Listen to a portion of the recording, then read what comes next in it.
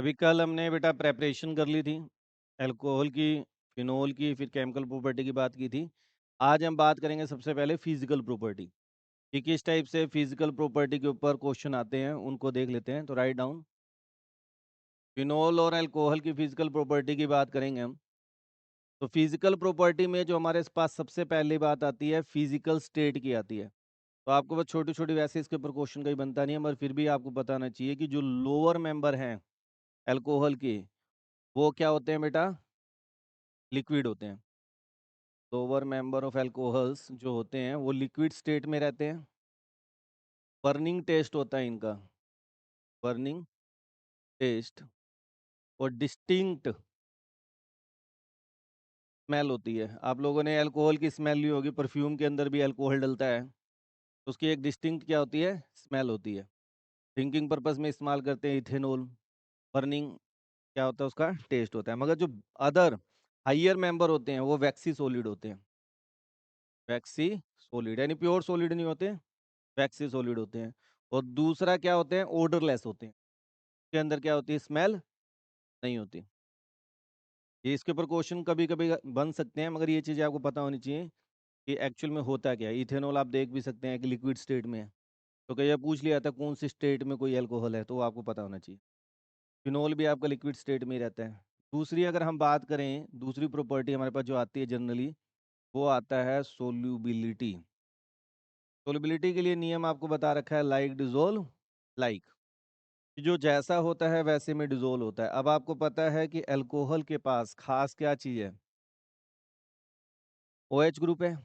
अब जिसके पास फोन होता है वो क्या शो करता है बेटा? Hydrogen bonding.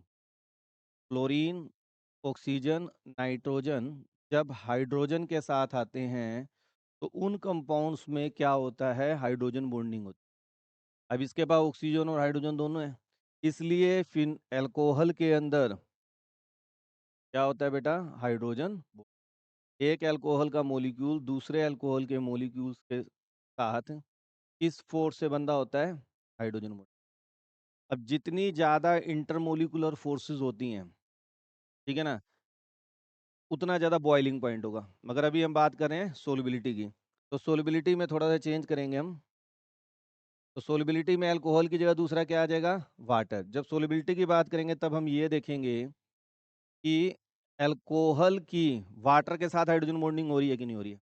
तो यहाँ पे भी हाइड्रोजन बॉन्डिंग हो रही है। एक अल्कोहल का मॉलिक्यूल है, एक वाटर है, एक अल्कोहल है, तो इसके अंदर क्या हो रहा है? हाइड्रोजन बॉन्डिंग हो रही है। जितना अल्कोहल वाटर के साथ इजीली हाइड्रोजन बॉन्डिंग करेगा, उतना ज़्यादा क्या होगा? सोलुबल होगा।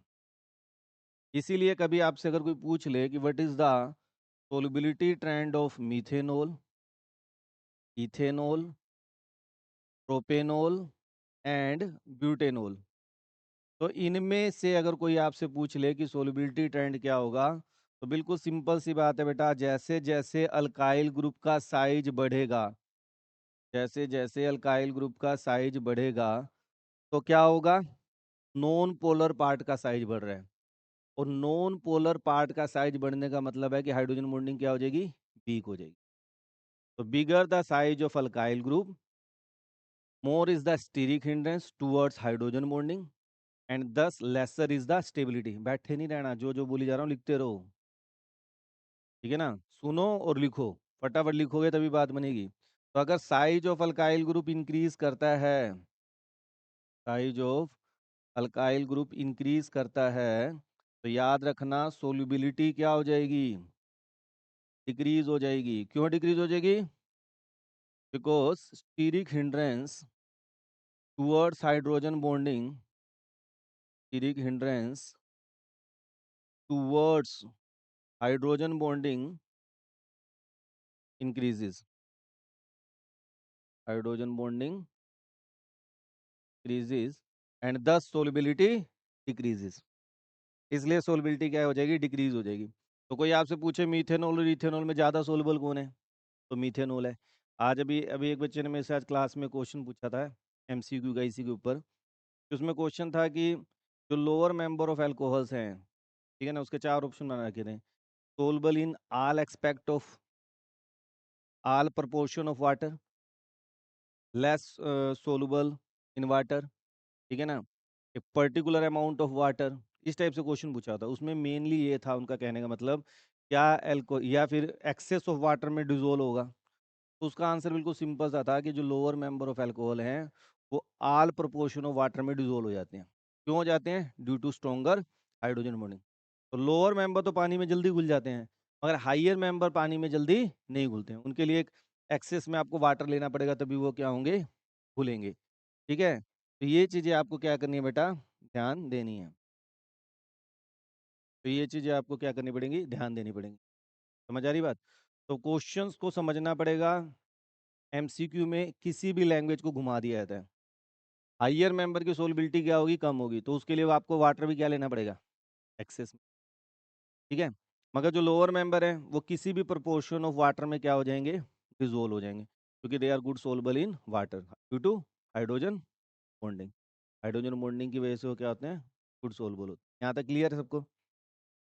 अब अगला जो क्वेश्चन आता है बड़ा शानदार और सीबीएसई का मोस्ट इंपॉर्टेंट क्वेश्चन बोल सकता हूँ, सोलबिलिटी को लेके अगर मैं बात करूँ, अगर मुझे देना हो इस टॉपिक से ऊपर, तो मैं आपको कह दूंगा भाई C4H9OH, C4H9OH, CH3, CH2, CH2OH।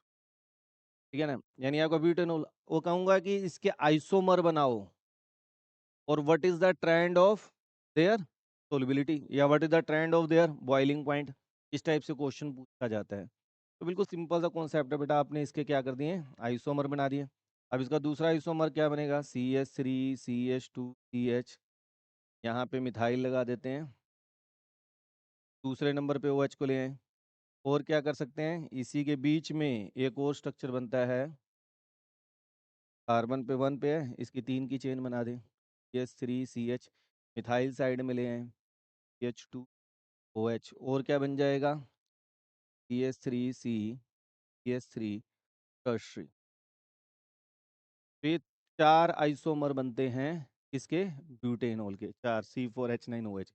अब पूछे भाई सोलबिलिटी सबसे ज़्यादा किसकी है? आप मुझे बता सकते हैं कि किसकी सोलबिलिटी वाटर में ज़्यादा होगी?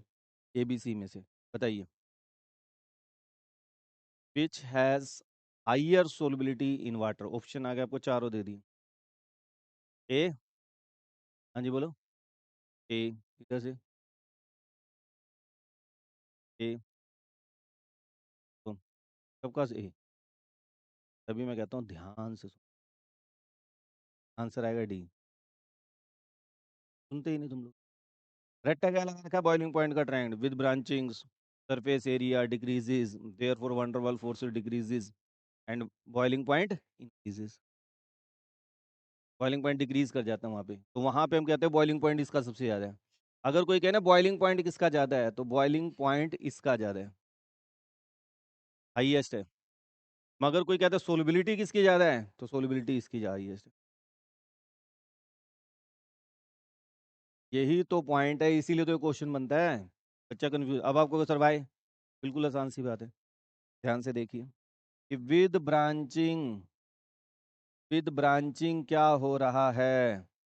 Size of alkyl group decreases. Size of alkyl group क्या हो रहा है? डिक्रीज हो रहा है। अगर अल्काइल का साइज छोटा है तो हाइड्रोजन बॉन्डिंग क्या होगी? इजीली होगी।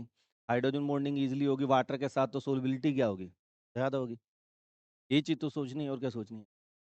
तो बड़ा ही इंपॉर्टेंट क्वेश्चन अपने आप में था ये, कि भाई किसकी बॉइलिंग पॉइंट ज़्यादा है और किसका सोलबिलिटी ज़्यादा है। तो याद रखना आइसोमर के केस में जो एन ब्यूटाइल एल्कोहल है आपका, इसकी इसका बॉइलिंग पॉइंट सबसे ज़्यादा है और सोलबिलिटी क्या है? कम है।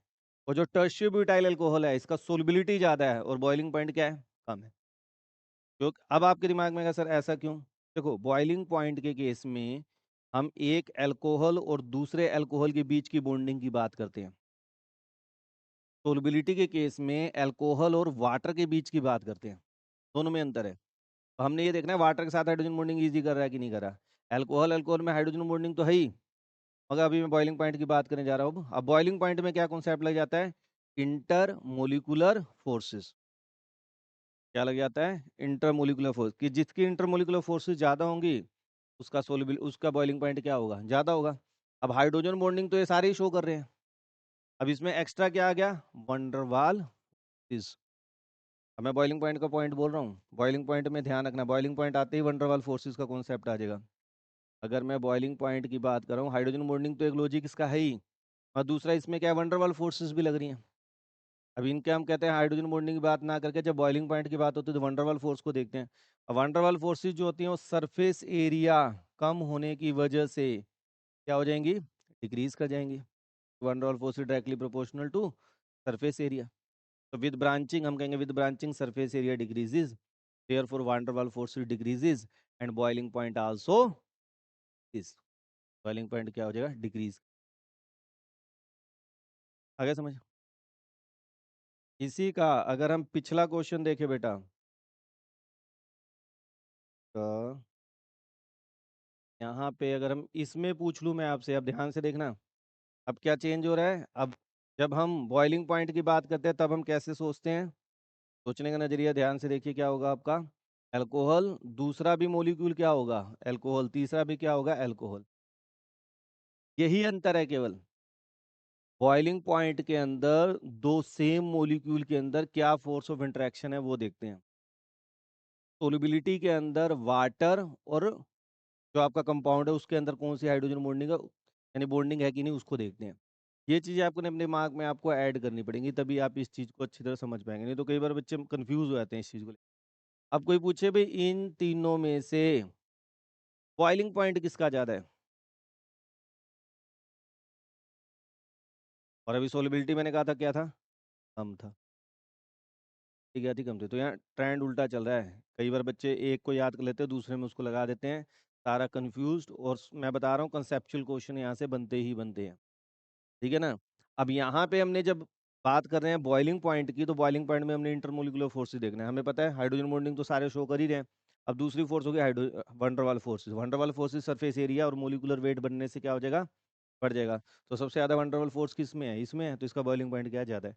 तो मीथेनॉल, इथेनॉल, प्रोपेनॉल, ब्यूटेनॉल में सबसे ज़्यादा बॉइलिंग पॉइंट किसका है, ब्यूटेनॉल। सोलबिलिटी क्या दें, तो मीथेनॉल की। बोलिए यहाँ तक अगर किसी बच्चे को कोई डाउट हो तो।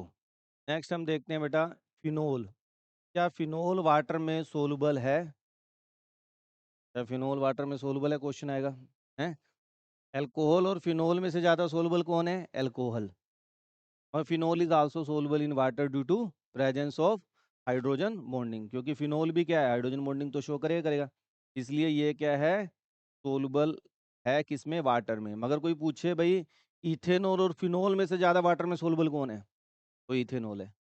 क्यों, due to smaller size of alkyl group, या फिनाइल ग्रुप का साइज क्या है, बड़ा है, तो इसकी सोलबिलिटी, सोल घुल तो जाएगा और उतनी इजीली नहीं घुलेगा जितना कि इथेनॉल, प्रोपेनॉल घुल रहे हैं। ठीक है ना, क्योंकि बल्कि फिनाइल ग्रुप आ, समझ गए। एक प्रॉपर्टीज और होती है एल्कोलेट्स। एल्कोलेट्स क्या होते हैं बेटा, जो लोअर मेंबर ऑफ एल्कोहल हैं वो मैग्नीशियम क्लोराइड और कैल्शियम क्लोराइड के साथ सॉलिड कॉम्प्लेक्स कंपाउंड बना देते हैं, और उन सॉलिड कॉम्प्लेक्स कंपाउंड को क्या बोल देते हैं हम, एल्कोलेट्स।